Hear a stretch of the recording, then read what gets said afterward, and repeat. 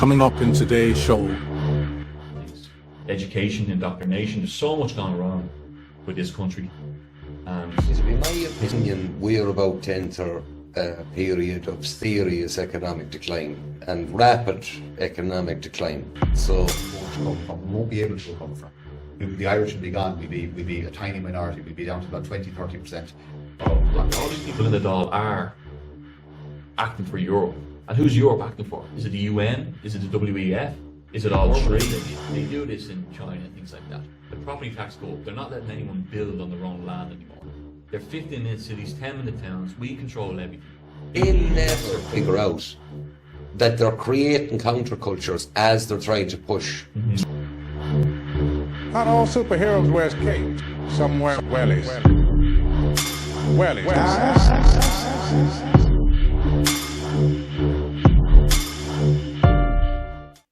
Hello everyone and welcome to another edition of the James Conway Experience. As all of you will know, and you've probably observed over the last couple of weeks, politics in this country is in a terrible, terrible state. And we have two men who are going to sort it all out, every bit of it, quickly. Good friends of mine, the President and the National Organiser of Ireland First, Anthony Casey and Martin Murphy. You're very welcome. Thanks, James. Thanks for having me. And we will not tolerate any of the rumours that we were in the Flying Horse having a good time for ourselves last night. That is absolutely wrong. Scurrilous accusations. So, lads, you're very welcome to Sligo. Do you want to tell us a little bit about yourselves first? Because a lot of people mightn't be too familiar with she. Do you know? Yeah, well, do you want me to go first? Because look, we're not career politicians, I suppose.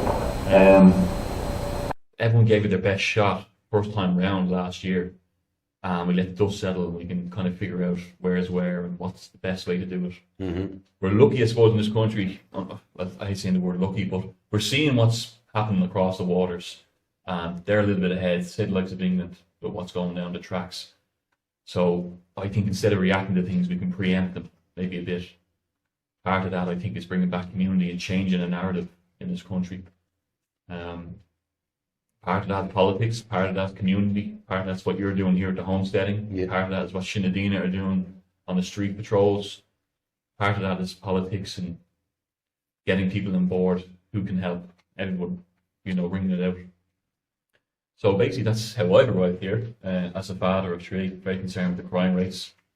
Can't see that the government are backing down to any of this. They're complicit, as far as I can see. Mm-hmm. There's money laundering going on, human trafficking. We all know this is happening. We all know a lot of people are on the take from this. And I think it's time to prioritise the Irish people. And Ireland First is that. It's unapologetically Irish. Yeah. Let's house our own. It's time. There's a housing crisis in this country.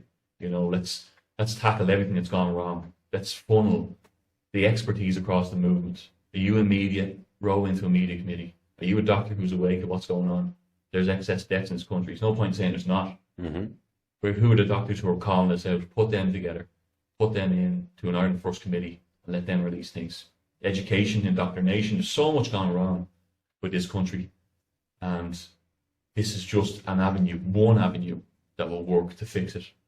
And there's many prongs to this. And you have one prong, Shinadina has the other, politics is one. We're going to have to tackle this as much as we can. So that's why I'm here. Yeah. And yourself, Martin? It's been difficult all my life. Yeah. I know that feeling. So I'm just born that way. Look, state declared war on me during COVID. Simple as that. I'm a man, an Irish man of the nation of Ireland, not of the state of Ireland. The state of Ireland is an enemy of the Irish people. So it's my civic responsibility to fight back. It's as simple as that. Fighting for my kids' future and by extension everybody else's kids' future. There's examples of I've experienced myself a loss of an entire career, 22 years down the toilet, just because I decided to enter politics and stand up for my people. Left game for me, job, no, gone, can't have those opinions, and work in a multinational environment. So you take it on the chin, you dust yourself off, and you reinvent, and you come back, and you have to keep fighting. You have to keep fighting against what is. We can see it all across. It's not just Ireland, it's England, it's all across the Western world. You've everything from mass migration to even things that we don't talk about, like this country is trying to get elderly people to get into suicide machines. Yeah. You know what I mean? There's stuff going on above our heads. You look up and you see there's something not right with the sky. That's not the same sky I remember as a child. There's so many moving parts, and it probably is true that there's a cabal of elites, as they like to call themselves, pulling the strings on a lot of this stuff. And look, we're just saying that there is hope. There's things you can do. You know, whether it be politics, civic responsibility, and you know what I mean, just minding your own. We're a tribal people. We always were a tribal people. And if everybody just minds their own little tribe, we'll be fine. We'll be fine. We don't need big national movements and everybody together. We just need Johnny and Mary to look after their little patch of ground, and like I said, what you're doing here. It doesn't mean you're building communities. We're trying to build a different type of community. Shinadine is trying to build a different type of community, and like I said, all these little communities together. You know, there's power in it. You know, people don't understand as an individual you have power, because you know what I mean. There's 3.8 million of us individuals. Yeah. And once everybody pulls the finger out and realizes that the country's going the wrong way, you know what I mean? We have the power. We can change whatever we want, and we decide our destiny. But as a party, it'd be my opinion, we're about to enter a period of serious economic decline and rapid economic decline. So, like, I'm very pleased that you've had an interest in seeing what we're doing up here, which was growing a bit of food. But in most of the meetings I've had up here, I've been telling people you need to get ready. And I'm watching the other day, the European Union put out a notice to each EU citizen to have at least 72 hours of an emergency food and water ration and stuff like that. So as a party going forward, how do you navigate all the changes that have to be made with a situation where I would imagine an awful lot of this corporation tax and that is gone, do you know? So, like, as a party, how can you achieve what you want to do in a much tighter economic climate? Well, I think, like, we know there's a certain amount of people 5 years ago who realised what was coming and everything that's going to entail with it. And already, it's like we were talking before about the separate societies, you know, the parallel society. This part of that, what you're doing here, is very important to that, because people have forgotten we're completely reliant on the state for everything now. Mm-hmm. For our food, you know, for just, you know, we get these packages fully processed, you know, and we take them in. We've lost all the wisdom of thousands of years. We have to hunt and gather and all of that. Community even. People don't know their neighbours anymore. People aren't looking after their health whatsoever, and they don't really care. They know that they're not looking after their health. They're not motivated anymore. I think we're preempting that, you know, say I was going for a pint last night, cash only. That's great. The chipper next door, cash only. That's keeping cash alive is a small part of all that too. But if you can prepare people like you are, politically minded, not just out on the ground, having their lot and digging up their spuds, that we need to network with each other. Who's our builders? Who's our carpenters? Let's get involved. Are we all aligned that this is going the one way? That maybe a financial crash is coming? We're fairly certain it is. It's going to ramp up this week. But in the next year, this financial crash hits, and they offer something like a social credit system, let's say. Like they have it in China, they have it in other places. You can see your 10-minute towns already being put up.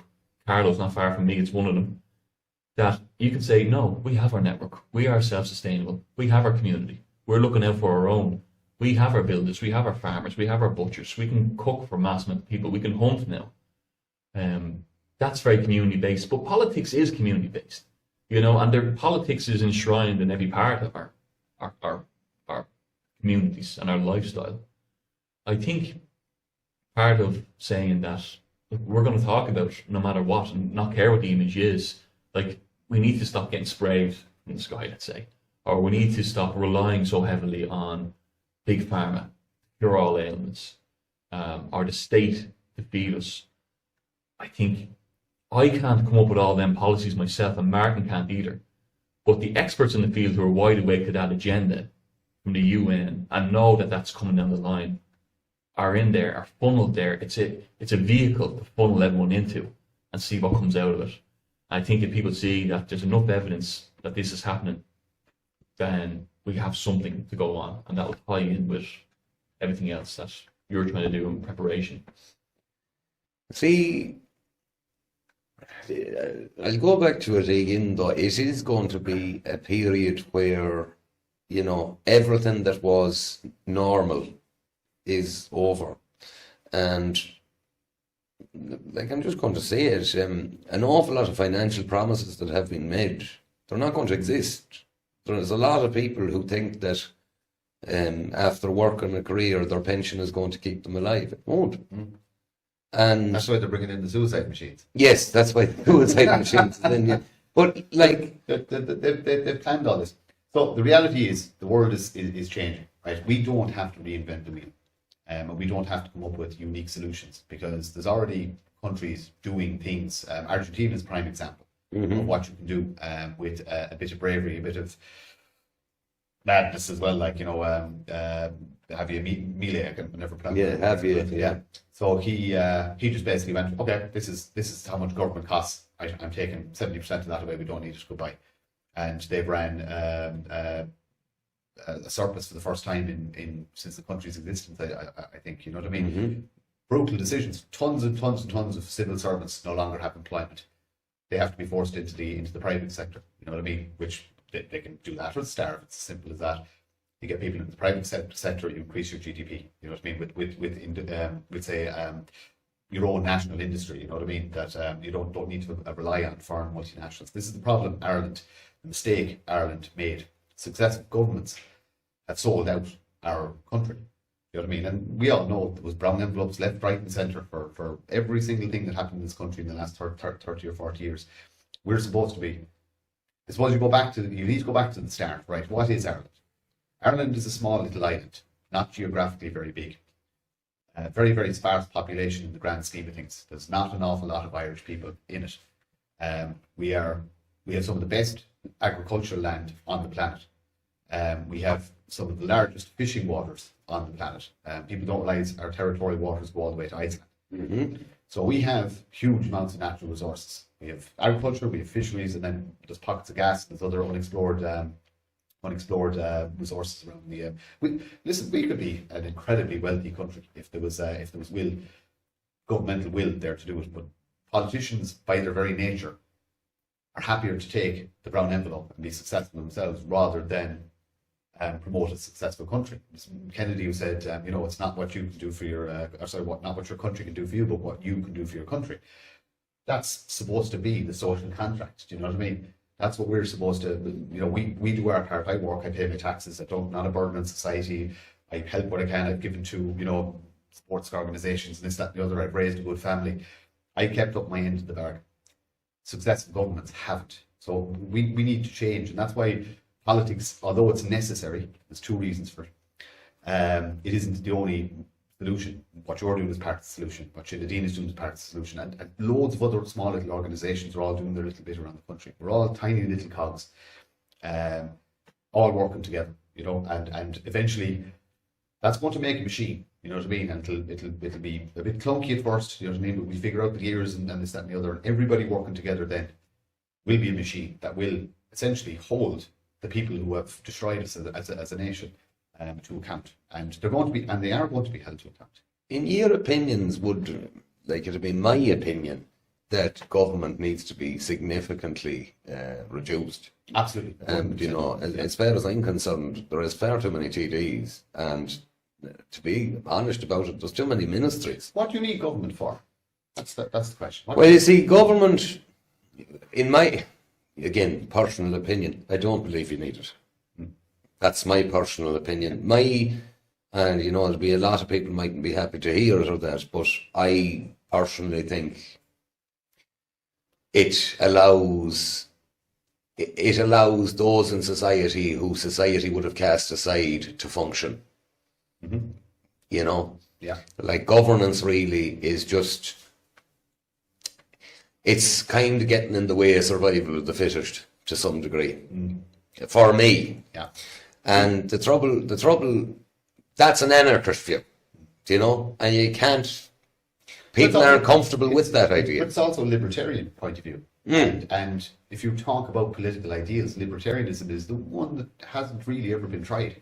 Everything else has been tried and failed for the most part. Yeah. I think Argentina is the first truly libertarian government, and they're doing good work. And like I said, I will go back to what I said, talking about not having But to reinvent with Millie in Argentina, and you see one of the, it's no bother, slash and burn, no problem. But there are a huge amount of people in Argentina who have lost their jobs and have no other skills. And, you know, I'd be in favour of it. Did you see the smile across my face? Yeah, well, you see, that's what I'm saying. That doesn't bother me. But I can see Mary and Johnny down the road that's working in the council office, and maybe they've gone past laying blocks or putting down curbs or that, you know. That's one of the things I said, what we're doing here on the farm is reskilling.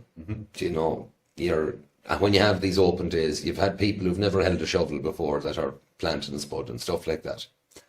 But if you're late 50s or early 60s civil servant, you're not reskilling. You know? And, you know, I actually admire you for attempting what you're attempting, because I think you're going into a period of huge economic decline where it is going to be very difficult to finance anything. And look, the resources have to be taken back. And in my humble opinion, that ain't going to happen with a pen and paper. I don't know, are you ready to have that conversation yet? Well, look. So Keep that one for the page. if you have to pay to hear my opinions on that. No, but what I mean is that, like, So nature abhors vacuum, right? So let's just say you had a governmental collapse. Let's just say they keep fighting the dawn, the whole thing falls apart. Lowry pulls the plug in it, right? The government collapses, right? What do you have? What do you get? You're going to get. We'll try the other side. We'll try Sinn Féin.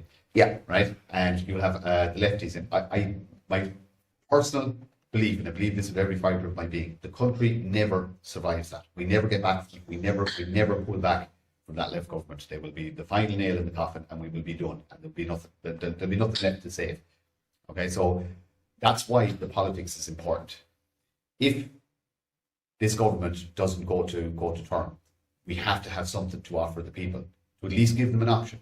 I'm not saying it's going to work. I'm not saying that we'll be big enough or funded enough for this, that, and the other. But by Christ, we have to try. yeah. Because an even further left-leaning government, we won't recover from. We won't be able to recover from. The Irish will be gone. We'll be a tiny minority. We'll be down to about 20-30% of the population within, I'd say, about 15 years. People think as well that we're losing this. A lot of people said this, you know, it's a lost fight. It's a lost cause. What are you doing? Like, they're attacking on all fronts. And it doesn't mean we have to make it easy on them either, you know. They need some resistance to slow them down at least. And we're not just doing it to slow people down, because you can see we're putting the effort into the policies. Like, me and Martin sit down for hours every week, and a few others, Frank and Sarah, Frank Conway, the vice president, and we go through all this with a fine-tooth comb. It takes hours and hours and a lot of time. And we're trying to do it that politics may be one way if we can make something different. And the structure there for that political party is like no other party that I've ever seen. You know, it connects to community, it even connects to other parties and keeps the door open. As long as you're fighting for the same cause, then we'll always be side by side comrades in this, you know. Everyone's welcome to it. Big thing about it as well is it's a council of 12 on the AC. The AC is in our core, the national executive of a political party. I have one single vote. I can't go off and do something all off my own bat, because I'm only one piece of the puzzle.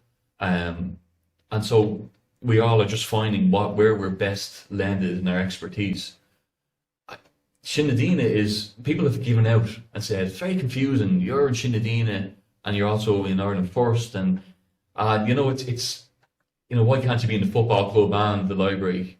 You know, it's kind of a thing where it's not the only answer. But it doesn't mean you can't be involved in it, and you can't be involved in more things. Yeah, you spread yourself a bit more thin, but the more people you harness into there, the less you personally have to do. It's already up and going and running. And, you know, me and you had a phone call when I was talking to workshops with Sinn Féin, and you said, look, I already have the place for this. I have it up and ready to go. Use mine as a template. So I, you know, stood down on that and said, James is doing that. That's great. He has the expertise there. He has the land for it. He can get the traction. He has the audience for it. So that's perfect. That's already been set up, and I'm happy with that. there's going to be other things that are going to need to be necessary, and maybe that's where you're going with that question. But they are, you have to attack on all sides. You know, that's what they're doing. We can't let them away with it, and it's about being predictive without being reactionary. So you're preempting this crash. You know that men and women need to get themselves ready. They need to be able to homestead again. They need to network again. They need to learn these skills that are going to be valuable because things are going to get tough. They're going to get hard. You need politics as well, and maybe it's a new form of politics. Mark said we're not reinventing the wheel, but to a certain extent, it's evolved, and we're trying to preempt what is coming. And once it ties in with Shinadina, it ties in with what you're doing here, they're all one part of the big circle where we can say, no thanks, you can shove your social credit system, we'll do our own thing. If I put this to you, there'd be an awful lot of people would hold the opinion that our politicians in Dublin are really operating as almost a fucking county council for Europe at this stage. Mm-hmm. And, you know, they line their pockets while they do it. But you put up another shower up there and you're still taking directional policy from the EU. Do you know? I think, so a big thing... What's your opinion on the EU like? Yeah, but so we were in the Irish Freedom Party, which is very known to be Eurosceptic. Yeah. And Eurosceptic is a great way to be. People are terrified of that idea, though. You know, because we can't walk away from Europe tomorrow. We wouldn't be able to. You know, our imports, our exports, we're not set up to do it. The best we could do is negotiate. You know, take back our fisheries or start harnessing our own. Even promoting, with Shinadina, we promote local Irish food to just shop, to remember to shop local and things like that. I think what you need to do there is offer the people a referendum and sell why, you know, we're going to do a referendum. This is why Europe is more of a threat to us now than essential. And this is what we could do. Like, we have a national security committee, and we can see we're obviously not neutral anymore because of what people in the Dáil have done in the last 6 or 7 months. They've made it clear that we're on a certain side, and that in itself is a very dangerous place to be. You say, like, all these people in the Dáil are acting for Europe, and who's Europe acting for? Is it the UN? Is it the WEF? Is it all three? I think so. There's no one in Dáil who's looking after the Irish people first. That's partly why we kept the name Ireland first. It has to be, we have to prioritise the Irish first and our land first. People aren't ready to walk away, but maybe if you had a committee of experts who said why Europe is no more benefit to us, and if we can negotiate, if you got into power, negotiate taking back some of our exports and our fishery waters, I think it has to start there. It has to be sold to people. Well, I think what's on the brink of happening is when all of these things occur, starting off with, and so the tariff regime will be announced, you're going to see significant stock losses, you're going to see companies relocate. All of a sudden, there'll be a lot of people who shared my kind of thought process, but they had a good job, and they didn't make it known that they had these thought processes. But I do wonder about them people, like in 2020 and that, when we were down here, myself and Darren, and locally we were getting shouted at in shops, and what did we have? The dancing at the crossroads thing, you know, with the sign at the crossroads trying to warn people not to inject themselves and all that. Where were all them people then?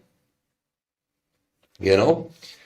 Because politics by its nature, you have to be elected, and to be elected, you have to become popular and all the rest of it. Mm-hmm. And I would say that, yes, it's a fine ideology and the whole lot, but when it mattered, they didn't do nothing for it. Mm-hmm. And that's, you know, how do you square that circle? So, COVID years were interesting. We were being tested. And we failed miserably. But out of that came what we call the resistance. Right? We figured out who's who. We figured out who's brave. We figured out who's courageous. Who's willing to stand up and protest. Who's willing to actually say, oh, no, I'm not taking that. And I am coming in here to have a pint or I got ostracized from society in general. Like, it's funny, people talk about discrimination and racism and all the malarkey in Ireland. Me, and I'm not sure about you, but I've actually felt real discrimination. I've been told at the door, you're not coming in. Yeah. Because of a medical. That's discrimination. That's why I laugh when I hear people going, "Oh, racist, discrimination, all this kind of nonsense." Because, like I said, I've actually experienced it. Do you know what I mean? Business owners refusing my money because I was unclean. Do you know what I mean? Yeah. And that's that. But like I said, the positive that came out of that was you got to see who can critically think. Massively important. You know what I mean? Who has the blinkers off? Who can think in more than one direction? You know what I mean? Who's got ideas? Who's got, you know? And out of that, networks started to be formed.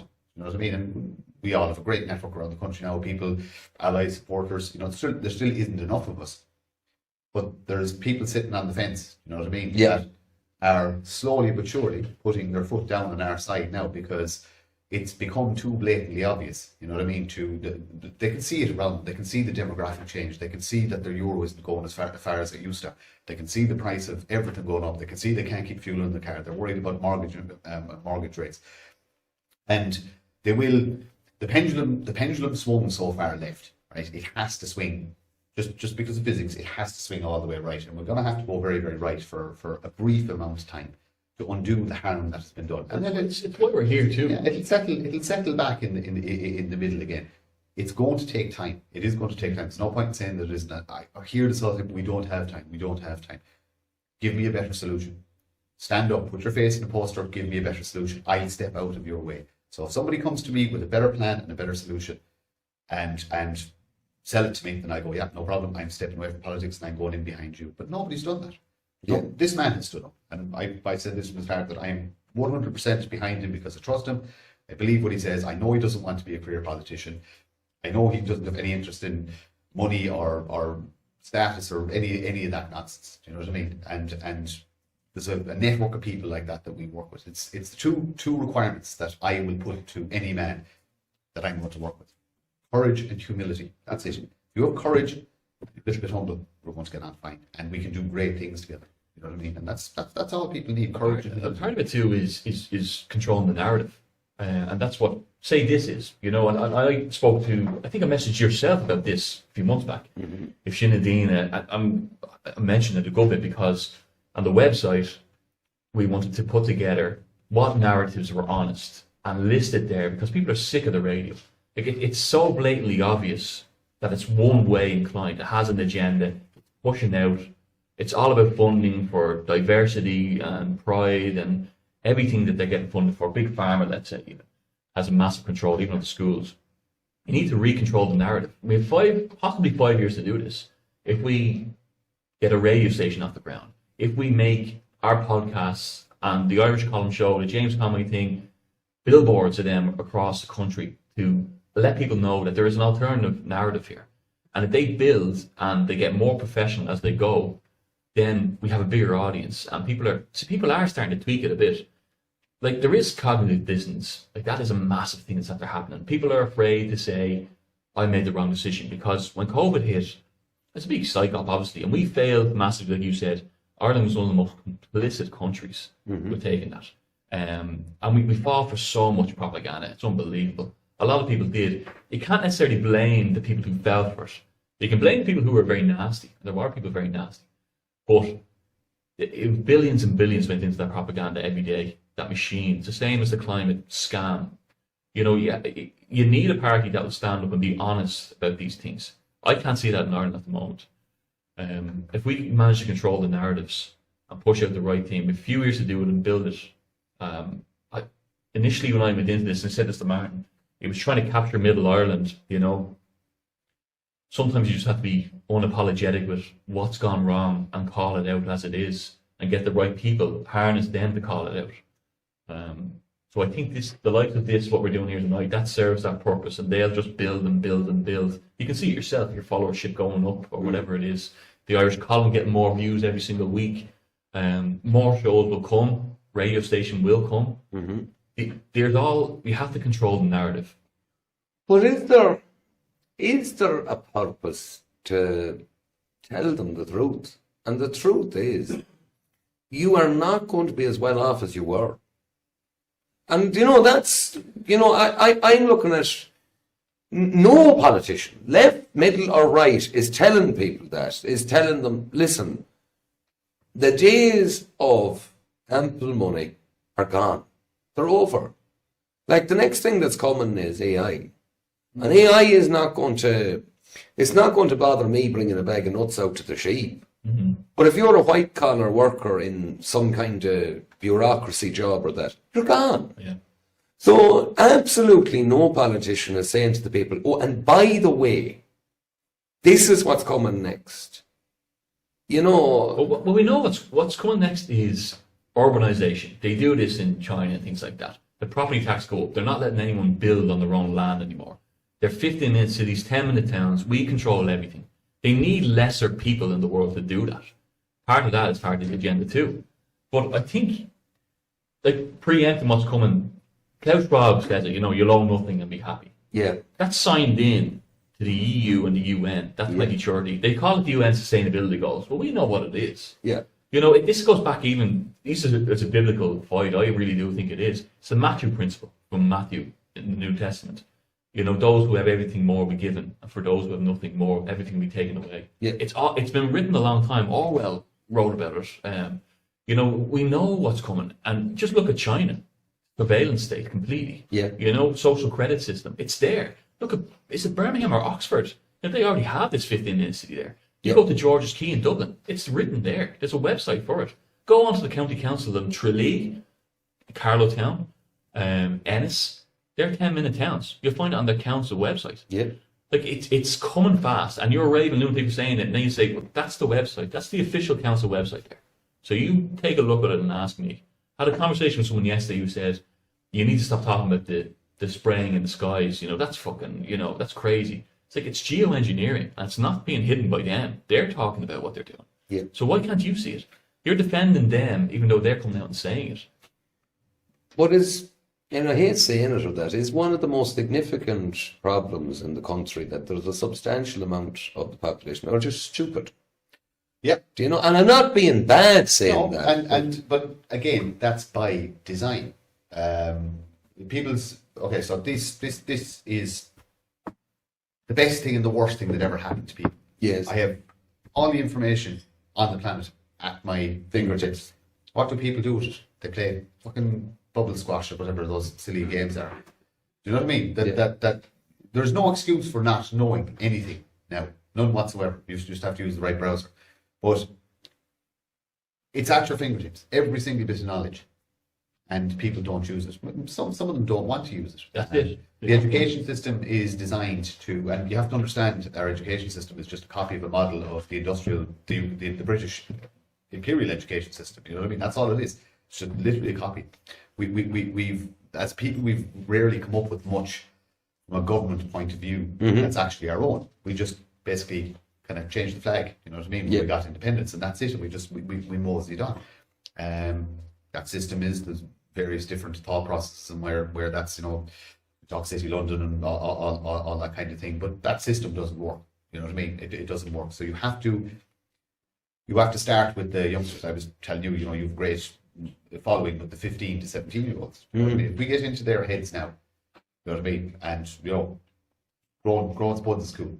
Growing carrots is cool. You know what I mean? But the youth committee is important. Yeah. So we have a youth committee. We have youngsters. We have guys in it. We've guys 18, 19, 21, 24 in. You should see their group. Yeah. The chats that go on their group.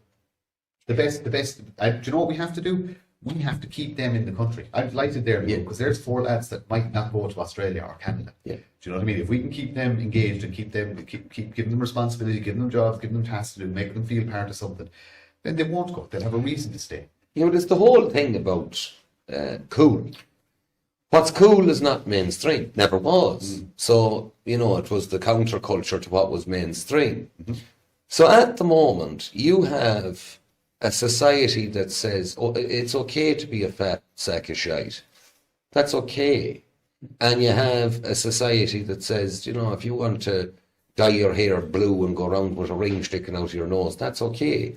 What they don't realise is those things in the 80s, that was punk, that was cool, because everyone was a conformist. So you've done something a little bit different. So, like, when I'm speaking to young people now, what I'm saying is, going to the gym, that's cool, because they want you to be a big fat sack of shite. They want that. They want you sick, they want you unhealthy, they want you with no capacity to defend yourself or anyone around you. So what they've done is, they have made self-sufficiency and good physical health cool. Like, they never, this is one of the positives, they never figure out that they're creating countercultures as they're trying to push through their nonsense. So, like, my thing with it is, like, I've looked at it at your I was a member of the Irish Freedom Party, and there's a lot of people who had hassle. I didn't. You know, my experience with it was, Herman was here a couple of times, I got on with him, you know, that was it. I just walked away from the party because, first and foremost, I thought politics was becoming non-effective. And then the other side of it was, I thought, I'm a bit of a poison chalice to, you know. And, like, I've looked at your party, and for me, it looks good. I don't think you're extreme enough for me. I reckon you will appeal. I reckon you will appeal to Johnny Normay. We will. Okay, so the policies are written. And none of these are ratified yet. These are all still just drafts. The policies are written with brutal reality, brutal figures, brutal truth. You know what I mean? There's straight away every single policy knocks something like 2.4 billion off the GDP straight away. Yeah. Every policy is built having that the American money, the multinational money gone out of the country. Yeah. That's the way the policies are written. Policies are written to encourage self-responsibility. State is not responsible for you, you're responsible for you. Yeah. If you have kids, you're responsible for those kids till they turn 18, and you know, if you can help them out after they turn 18, then you're a good parent. You know what I mean? But you need to push them out of the nest as well. You're responsible for your health. You're responsible to get up in the morning and go for a walk, you know what I mean, and not drink too much and not smoke too much, and you know what I mean. The state is not responsible for any of this, nor should it be. You are responsible for you. And once people, and you know what? People who are responsible for themselves should be proud of themselves. Yes. If you're a good man or a good dad or a good husband or a good whatever, you should be proud of yourself. You should stand up, puff your chest out and say, I am a good whatever. Yeah. Do you know what I mean? And take pride in it. Walk around with your head held high. But I get up every morning and I go to work. Do you know what I mean? I you know, help out in the local club. I go for a run. You know what I mean? I teach my kids skills I have. You know what I mean? That's it. It's all simple things. Man minded the kids. Dad brought home the bacon. Do you know what I mean? Dad taught the boys how to, you know, shoot, hunt, fish, run, whatever it was, whatever his skill set was, he passed that on to the sons. You know what I mean? Mammy kept everybody alive. That was the you know, fed, watered, washed. You know what I mean? That's it. That was a good society. It's a good model, and they've demonized that. They've demonized mom, dad, and family. They've demonized it. Why? Because they want to reduce birth rates. They don't want white Europeans having kids because we're troublesome. You know what I mean? We don't do what we're told. We don't like being told what to do. No. We like to be independent. You know what I mean? We used to be wicked proud of ourselves. You know what I mean? But they over successive generations, they've crushed the spirit of the white European. They've crushed the spirit of the Irishman. You know, the indigenous Irishman. Yeah. Not these passport holders, right? Because that's all they are. They're passport holders, and I'm taking every single one of them off you. The pride, the good pride. Yeah. That's another word they hijacked. They stole that word because to be a proud man, they make us not want to say I'm proud or pride because they've demonized the word with the rainbow nonsense. Yeah. But every single one of us sitting here are proud Irishmen. Yeah. I mean? Well, let me put this to you, and I don't think I'm fair off the mark with it, and I'd like if he as a party took up on it. I think, you know, people talk about racism and this ism. There is an ism in Ireland that's a problem, and that's fucking classism. There's, you know, a group of people in Dublin who think everyone outside of Dublin is a bollocks. And then, unfortunately, there's a group of people down the country who think the fella in the town is bollocks. And you know something? I look at this and I say, from a very young age, you know, the fellas out the country are told, oh, the townie, watch the townie. And the fella in the town is told, well, watch the carrot munchers, they are where the bad boys is. So you have all this division. So as a party, Like one of the remarkable things last night, we sat down for a pint. Tipperary man, Kerry man, Kildare, Sligo. And you made a savage point, Martin. I thought that's a great point. If the country was going well, we would not be with each other. True. Yeah. Completely true. We would not be in that place sitting around the table if the country was going well. Yeah, 100%. We'd all be doing our own thing. So how do you put an end to this, the D4, the north side, south side But I think problem? they've already started that. They've already gave us an end to that. You know, we're finding our own clan among like-minded people. You know, you talk about people who've come from all areas of the country to your place. Yeah. And they're chatting there and they're doing what Old Ireland did. They're bringing community back again. Yeah. Like, you look at Shinadina, at the moment 28 counties are setting up patrols. Some have already started.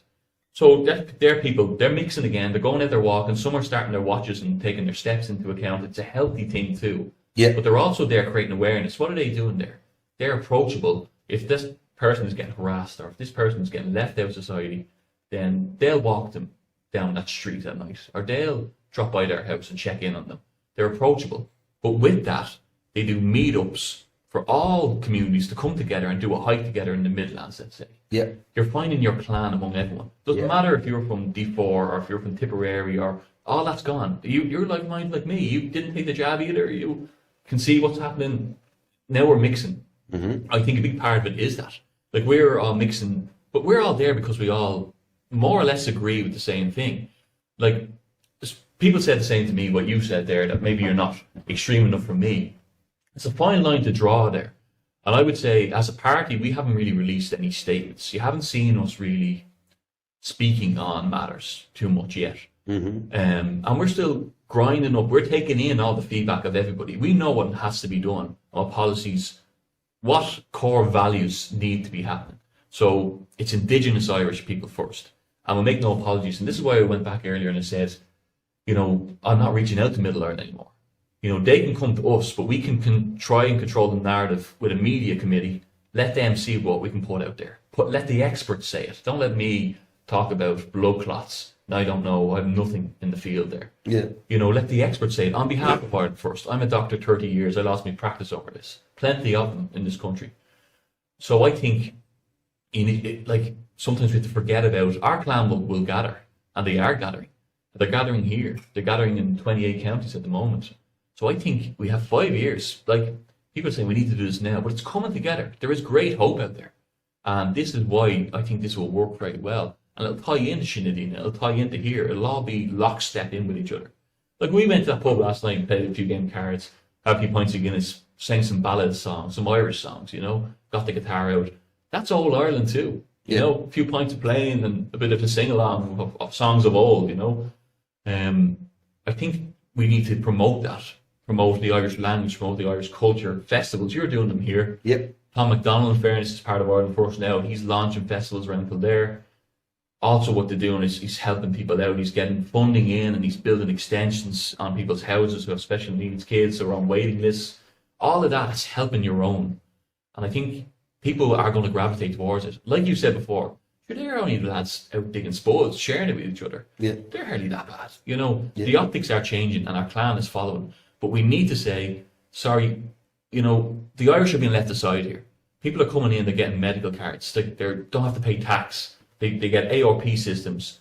You know, they get free transport, free education. And it's emigration that's a worry for me as well. All our kids are going out the door because it's not safe and it's not affordable to live in this country anymore. So we need to change that. It's on us. The responsibility is there. We have to try. But all these things connected together gives us a better chance of doing that. So I think we're on the right path. It's an uphill battle. And they're going to come after, they already do. Like, I'm on the Irish Times as this vigilante guy. Mm-hmm. Now, what is vigilanteism? Well, what have I done that is vigilante? Yeah. Nothing, you know, but it's my responsibility to have 10 more lads behind me that if I get locked up, that guy will step forward and say, this has to be done, lads. We're not going away. Yeah. And we are doing that. And that's why the youth committee there will make sure that the party survives and it'll market it to the youth by ways that reaches them. We know it reaches us. TikTok videos, they're 20 seconds long. They reach us. You know, leaflets inside the colleges or in the football clubs, they reach us. You know, promoting Gaelic football, promoting everything Irish. that'll reach us. Festivals about that. So I think we're obviously on a bad footing, and we've gone very far down this road. But we are starting to pick it up, and politics has to be part of it, but a different type of politics, a community-based, unapologetically Irish push back. Like toxic masculinity, this is the new thing. You know, they have this on Netflix now. This is because of Tate gaining traction. It's because of McGregor gaining traction. Like they know, oh fuck, people are listening to him. That he's getting a lot of likes here. That court case didn't work. Remember we brought that to the criminal court? Wasn't enough evidence. So we brought it up 7 years later when we started talking about the presidency. He's gaining traction. People are saying, oh, no matter who said it, he's right. And he has the platform to say it. So we need to do a hit piece on toxic masculinity. Push that through Netflix. Say in the doll, this must be mandatory viewing for everybody. That's the big tackle now. Men rising, masculine men rising, bringing back old Ireland, for us anyway. And like, we're not going to have to care what people think anymore. We've 5 years of that. We didn't take the jab. I'm not going to wear that mask. There's no science behind it. People with excess debt, they're not putting that through the media. We'll tell you about it. Our doctors will tell you about it, and we'll continue to thrive. People throw things at it. Yeah, our health committee will tell you about that. They have 30 years of experience of that. They'll talk to you about that, and we'll put a statement out in that regard. It's building avenues and ways to do it. If there wasn't inward immigration to Ireland at the moment, our population would be declining. There's that many people dying.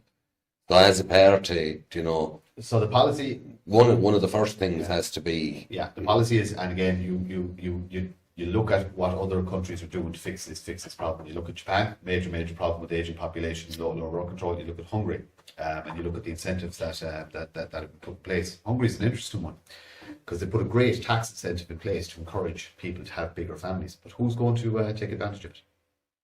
immigrants. Romans. That's who's going to take advantage of it in Hungary, and it's already starting to happen. So this is why every single policy is going to be written, and the language is going to be used, and people need to start using this word, indigenous. The indigenous population. We are a minority. We are the oppressed. We're a tiny, but less than 4 million of us actually in the country of Ireland. Irish people. We're a tiny minority in the global scale. Right? And we need to start playing that card. Because, look, you know what? We have to use a little bit of propaganda. We have to use the tools of the enemy to defeat them. So let's get the message out there. Us poor Irish people. McGregor did it a bit now because America's looking in, and America has a bone to pick with our government. Unfortunately, there's going to be an economic war between the US and Europe. And Ireland is the battleground. Yeah, it's going to be waged in Ireland, and it's the viewers, you, me, and everybody else is going to suffer. But it's inevitable. There's nothing we can do about it. Some problems are too big to fix. What if I put this out to you now, and you know, it's just an observation, but I don't think I'm too far off the mark. Ireland got on the UN Security Council. Ireland has came out against conflicts that have fuck all to do with Ireland and got behind one side or another. Do you know? Mm-hmm. Like if either of you was either the Taoiseach of Ireland, you know, and I'd hope that we'd still be mates and I could still ring you up on the phone. What I would be saying is, don't fucking get involved. And as a party, you know, I want to see that. I want to see... It's in our core values. It should be a neutral. Yeah. It promotes the family, indigenous Irish, neutral country, pro-life. There's a lot of things you can't negotiate with. Like when I was in the Irish Freedom Party, I wrote a homemakers bill. And this is what Martin was alluding to as well. And that problem was pointed out to me that people would take advantage of it. And that was one parent, either parent, stay at home for the next term for a livable wage of €350 or €400. Now, inflation, maybe it's not so livable. We need to take a look at that to promote affordable family life again. The wording for that, to keep it Irish, was tricky. You know, it was, someone said it's a neutral citizen. Someone said it's an indigenous Irish citizen. All these policies are going to be indigenous Irish citizens. And that was a good winner at the door because unfortunately, like Irish people have their kids 18, 20, 25, 30 sleeping on their couches, sleeping upstairs still, ready to go to Australia. And the thought process is, I can't blame them. I hope they go to Australia. But I also see grandmothers in tears because they haven't met their grandkids who live in Australia now, and the flights are too expensive to go, and we're seeing more about planes crashing out of the sky and more issues, and now you have a little carbon tax on your flight, how far you go, and it's all this, and people are lonely in this country. And I do think they've pushed too far. Maybe they're starting to lose the run on themselves. I think there's opportunity, if you can give them the right narrative, that we're going to do this the right way, I think you might be able to gain some traction. Yeah, you're right, we have to remain neutral. It's nothing to do with us. Let's be part about leaving Europe. The only thing we should offer, sorry, just to put in that, the only thing Ireland should offer on the global scale, and I go back to it again, and I'm going to keep repeating the same language again and again and again. We're a tiny country with a tiny population. The city of Birmingham has far more people than this entire country. We should offer table, and that's it. If you want to stop knocking 7 stages of shit out of each other and want to sit down and talk, you can use our table. And we will give you a completely safe and neutral ground to have your peace talks. Mm-hmm. And outside of that, the nation of Ireland should have no comment on any other conflict whatsoever. I don't care who's killing who. It's not our business. Yeah. Simple as that. Thank you. I'm delighted to hear it. On the housing thing, though, some of this new stuff I'm on board with. Genuinely. I do not see the necessity if you're a single man, and what I'd be recommending for a single man is you should get a wife and you should have plenty of Irish babies for yourself. But there is going to be young fellas who are like, no, I'm going to live out my life.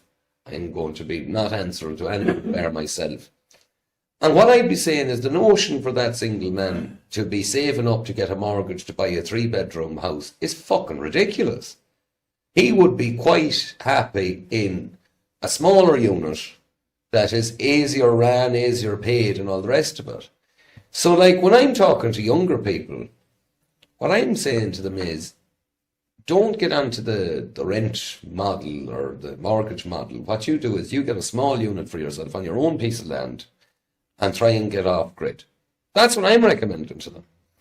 Now, that Sean's cabin in Tipperary is interesting because there was a man who had a bit of a break-up, and instead of reliant on the state, done it himself. Got his own cabin, it's beautiful, and they're against that because they do not want you operating outside of their realms. What that man, in the eyes of the state, should have done was he should have landed into the council, he should have went down on a housing list, and he should have rented with rent assistance until the council says, and there's the keys for you. So, I haven't read your housing policy, but what I'd be hoping is that just get rid of regulation. Allow people to create the housing that they want themselves. And if that's a pod or if it's a mobile home or anything like that, so be it. So housing is an interesting one, and land is an interesting one as well. So not everybody has land. No, there's actually very few people that actually have land. It's a small enough niche community that have land. But if you have land, we're all about personal responsibility and personal freedom. So if you have land and you have means, and you want to build yourself a 6-bedroom mansion with a swimming pool, and you're doing it off your own back, off your own hard work, and you don't want anybody in that house, you're just going to live there with your dog, more power to you. Yeah. If you're somebody who wants to live in a cabin beside the lake, out in the middle of nowhere, and not have contact with another human being ever again, more power to you. Do you know what I mean? Now, obviously, I'm going to encourage men to find women. Yeah. Men, or whichever one wants to stay at home, I don't care. We need to create a society where only one person works. One of the biggest crimes ever. You think COVID was bad? What they did with putting women out into the workforce is actually one of the worst crimes that ever happened. The tool of feminism. Yeah, that was the biggest crime that ever happened to humanity. That's the biggest. The system did that on purpose to turn women into economic commodities, the same as men. Sway the votes. You know what I mean? Ensure that their agendas were being voted on because women could vote now. But also, the other 50% will obviously be paying tax as well. Oh, yeah. And they don't have time for kids. Big ponds. It's back to the reducing the population for control. And you could tie that in. You can marry that in with what's happened with our food, what's happened with the skies, what's happened with our big pharma and vaccines, and there's a lot coming out now with RFK, with all that stuff. And I think that model of Europe, some countries in Europe have done that, have given really ultra small apartments to people and made it trendy. and I think they're wanting you to expect less from life now. And it's like everything. Inflation's going up, with wages aren't. People won't be able to move out in apartments. They won't be able to afford a house to have a family. The option's going off the table. You need to ease planning restrictions. Yeah. Like if so many people can't build on their own family's land, that there's a lot of blood and sweat and tears that went in to that grandfather or that father to get that piece, to look after his family. Yeah. Surely there should be. It's like inheritance tax. You're already taxed on the property. Yeah. And then if you want to hand it over to your kids, especially in a farm scenario or anything like that, you're taxed again. Yeah. You know, it's like the government is it over 10,000 if you transfer it to someone, you get taxed again on money that's already taxed through your wages anyway. You know, you're right in saying less government, libertarian. Like we wrote these policies and the constitution with the Bunrock and libertarian kind of ideals, and We took the best out of all systems, because capitalism has pluses, libertarianism has pluses. The only one that doesn't have any pluses is communism. You know what I mean? There's no positive there whatsoever. There's nothing you can take from that that's in any way useful. But all the other systems, you just pull out the best ideas. But can I put something to you? It's a little bit like tinkering with a yoke that's fucked in us. Yeah, we can keep. Okay. You know, like So when it comes to yeah. education, what I would say is everyone has the capacity to educate themselves. If they want to educate themselves, so be it. If they don't want to educate themselves, so be it. I don't see the necessity of indoctrinating everyone in the country. Solution for you. So, 12 years of age. Mm-hmm. If you can get to 12 years of age in national school with the ability to read, write, Right. and do basic mathematics, that's just your addition, multiplication, and subtraction. Your basics, your very, very basics. There is nothing you cannot do in the world. No. If you can read and write, there is nothing you can't learn. You might be able to understand as well, or you might be an expert in the field, but you can still learn it. Depends on how much effort you want to put in. After you've taught children those basic skills, read, and the school week should be shorter and school hours should be shorter. Read, write, maths, that's it. But So why should there be school? because I'm coming to a standpoint. humans are flawed, and that's the truth. Because human beings, as by our creation, we're flawed, and you might be a good educator, he might be a good educator, but I could be a piece of shit. You know what I mean? So that's. I suppose as well you're harnessing. Doesn't need like, to be state-run. You think It of doesn't need people. to be state-run. So you can have community schools. You build your community. Yeah. You have that. You know, Little House on the Prairie, the school ma'am, and you know what I mean. And she was just, and all the kids were all different ages, and they were all in the classroom. There's nothing wrong with that. Well, that's the way it might go. If there is, like we're finding our teachers who are wide awake to indoctrination. You know, it's part of what you're doing there as well. It's part of what we're doing with Shinadina, with Ireland First is doing. But maybe it'll have to come to that. Maybe the education system won't be able to be fixed, and we can do these community schools. But I do think there should be experts to tell people that there's so much wrong with the school system. We all know this, especially the last few years.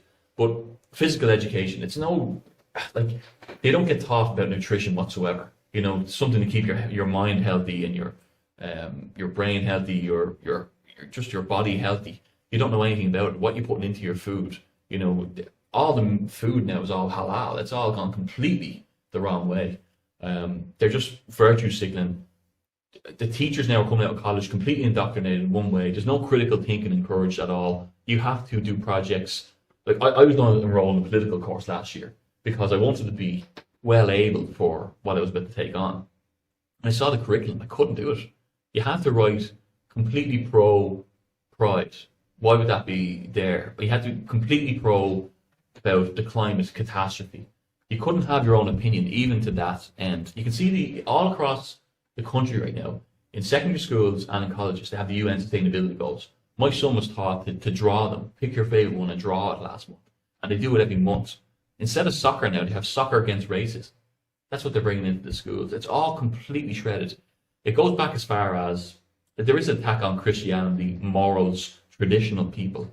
You know, if I walk into my son's school, this is terrible. There's no cross on the wall, but Muhammad's there, and there's a pride flag there. And you can't, all the food is halal. And you can't say the word Christmas. It's a winter festival. This is how bad it's going. Maybe, like, it needs a radical change. Yeah, maybe but that will come. if you look at that from an education standpoint, even forget about the cross for a second, but the fact that Muhammad is beside the pride flag. Yeah. So you have a group of people whose book tells them to kill the other group of people and you put them up side by side. You know, that's insanity. But it's also a slap in the face to us. You remember that girl who said in the Late Late Show, the two women, one was an African woman, one was an Irish woman from Dublin. Yeah, and she had got the house from the Irish Yeah, woman. but people were so disillusioned, they still didn't even get that. That was a smack in the face to us. We know Yes. what we're doing. Yes. And we're putting it right in front of you for the nation to see, and people still won't get angry. Well, you see, the point of that whole exercise was to really drive it home to Paddy. They're getting a house. Yeah. How do you like that, Paddy? What are you going to do? Hey, Yeah. what now, Irishman? That's a question I keep asking. Well, you What now, see, Irishman? there's a good one. You know, is it a case, Martin, and I'm starting to look at it from that fucking perspective, is it a case at this stage where they're nearly antagonising people into a physical rebellion? Civil. Are they desiring? So scenario. So that happens. So Ireland goes. We kick off. Right. We're crushed in a matter of minutes. because Yeah, we don't- but then all the laws are introduced. Exactly. They'll bring in a UN force that'll sit in Ireland to keep us in. We'll be put in internment camps. That'll be the end of it. And it would be an example for the rest of Europe. See, Ireland's a great little petri dish. Yes. Because the population is so small, you could test everything out. You know what I mean? The same happened in New Zealand with COVID. Their COVID measures were as extreme as ours. Small little island nations, easy to control. You know, everybody's boxed in. Easy to run your scenarios. Easy to run your think tanks. Easy to run your nudge groups, etc., etc. So they could be trying to do it to get us to kick off, to crush us, so that Hungary doesn't kick off, so that Poland doesn't kick off, so that Spain doesn't kick off, so the bigger populations. Like if France kicked off, that would be much harder to control. If Germany kicked off, much harder to control. You see their street protests compared to I ours. think they're trying to make them all kick off. They're not trying, No. because I think they're trying to bring in that social credit system to say, we need to look after your safety now because things are just gone too far. Like they're bringing in people here. The Black Axe gang is now in Ireland, you know, the last 6 months. People know 85% of these people coming in are from the most dangerous countries, deliberately getting rid of their passports. Crime is going to go up. Statistics are going to show that. And then they're going to turn around and say, crime is going to be too high. We're going to have to take a little bit more control to get this under. And they'll never take it back. We were talking this earlier where the emergency laws are put in place during COVID, but they're still there. COVID's gone away, but the emergency laws are still there. They're never going to give back control that they take once they have it. So I think that if they give, it's either they want the uprising so that they can step in and they're recruiting their own now, and they're trying to push that inkling that we need security at every gate now. We need facial tracking everywhere. You know, they open the door to it. You know, we're walking in. It is a stage to a certain extent, but all you can do is fight it as try and preempt what they're doing and why they're doing it. To fight it. If we go guns a-blazing and burn it all to the ground, well, then they step in and they're a police state. And then the next country do the same, and all of a sudden we're China. I think that's why they're pushing towards. And we have to be wise to why they're doing that. Well, I'll say this, and then when we finish up talking about it, we'll go to the Patreon. And thank you everyone who supports us on Patreon, because you make this possible. I'm reading a book at the moment. I haven't just read it, passed on to Darren. It's called Woke Eugenics by Dutton is his name. And I've never seen a better case put forward of what has gone on, which is, since the Industrial Revolution, you don't have the normal Darwinic kind of environment where, let's be clear about it, the chaff is separated from the crop somewhat. So one of the things with welfare, a welfare state gives the capacity of life for some terrible specimens of people. You know, welfare should be there to help people who are honest people who've held on bad times or that. But the welfare system is allowing someone from someplace else to come here to this country and live off the taxpayer, and that is completely wrong. Or even the indigenous guy who just goes down the town, drinks cans every day of the week and does nothing at all. Welfare allows him to exist, right? So in comes woke, this woke leftist thing. And what does woke tell people to do? It tells them to become gay. Fair enough. What's the purpose of that? You don't reproduce. It tells people to become trans. Fair enough. What's the purpose of that? You don't reproduce. It tells women to become militant and blue-haired and aesthetically unpleasing. Fair enough. You don't reproduce, because no man... Like Christ above, it's easy being a man now and knowing who you can talk to or not. You can see it. Yeah. It's like the frog in the jungle. It's the colours are there. That's poison. Don't fucking go near there. Is there a chance that everything that has happened was a cull? It was a cull to get rid of stupid people. And it's playing out now at the moment, and there's an opportunity for something better after. Because I'll tell you what I seen, and it frightened the life out of me. When I finished that book, I started looking at the cover, and there's the double-headed eagle in the bottom corner, and I thought, oh my God. I don't think it's a call to get rid of stupid people. I think it's a call to get rid of those who can critically think and will stand up. I think they want us like cattle, feeding off their system, keeping them wealthy, keeping them in control. But I'll put it to you then, Anthony. If it's a cull of the critical thinking, everything that they've done rings off alarm bells for anyone who critically thinks. Mm-hmm. So what you wind up with is the population you're left with after this are strictly people who critically think. Yeah. Like at the moment, having children is discouraged. Right wing. Yes. Extremely. Yeah. Well, it's called economically irresponsible, environmentally irresponsible, the whole lot. So if you're a critical thinker, you'd say, actually, I don't believe that these guys are going to provide a pension for me. So if my little Johnny and Mary are in their 20s or 30s and they could maybe get Granny a loaf of bread down the job, that's not too bad.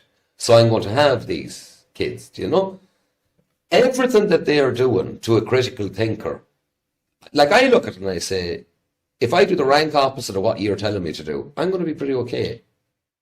And I just think that penny hasn't dropped for a lot. A counter argument to the point of that book, and you told me about it before. You said they.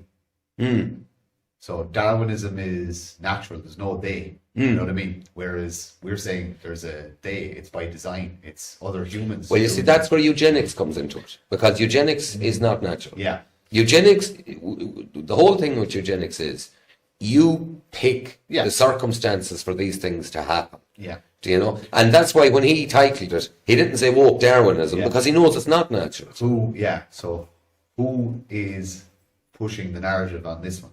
Who is what is the end goal? Why would you? So these people you've created, the blue-haired people, as I call them. And I also joke that they're my food in the end times. But these blue-haired people are the biggest supporters of the system that created them. Mm-hmm. We're the enemy of the system that created them. Yeah. So why have they created an army that is going to be gone in 50 years? There's a conundrum. Well, if you go back to the writings of Churchill and those early American presidents, and all that they wrote about eugenics, all of them across the political aisle were in favour of it. Absolutely. And, they were writing things like, we have a welfare bill. This is only going to keep increasing unless we start implementing these policies. Yeah. Now, there's a country, Sweden, and, Sweden has its trouble now with migrants and stuff like that. But Sweden was sterilising people right up until the 70s or 80s. People forget that.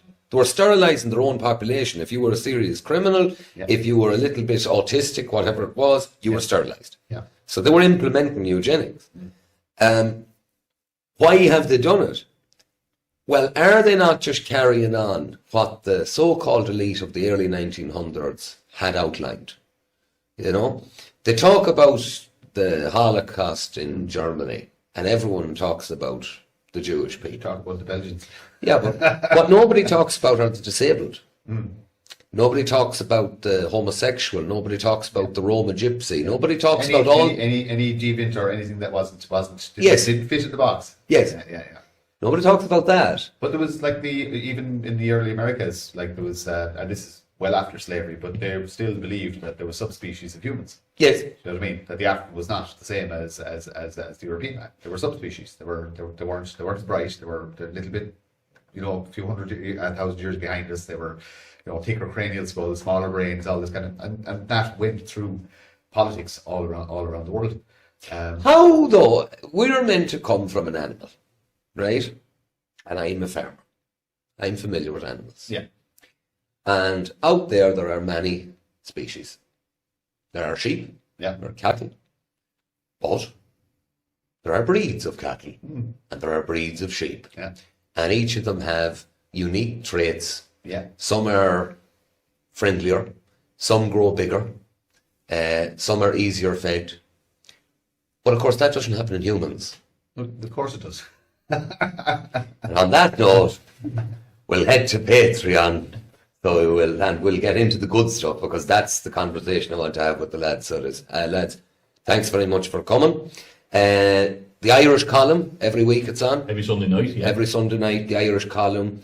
Anything else you want to promote? No, look, we will be doing launch events for the party within the year. A few different locations around the country. A lot of people will be welcome to it. It'll be advertised. So if you want to learn more about it, keep an eye on all our socials. Shinadina as well, if you want to be part of your community group, get out and do something on the street. It's very positive. There's a county committee there for you to go and join and network with like-minded people. So, yeah, get involved. Thank you very much. Goodbye, everyone. What a shot. Still to come in part 2 of the show. Stuff came in, and I went no, because I can read. And it was as simple as that. I informed myself, and I was looking at Some research, I should say, it alters DNA. They've linked it to brain fog. Yes, now, when you strip away that, and you have a guy drinking a bottle of whiskey in the house, well, nobody cares if he knocks over the I table. don't think I have a clue how old the universe is or the Earth. No, and you see, but the, people, if they were listening or watching or had their ear, is keep building. Do nothing. Keep building. No one needs to know about it. Don't talk to anyone. Don't. Yeah. Just no. You just do. Everybody has their skill set. Everybody has their wheelhouse. That's in their wheelhouse. You build. And we pray. We touch wood. And we just do everything in our power to make sure that never, ever, ever has to happen. yeah. And that's it. And that's our job. That's what we're doing. That's our mission.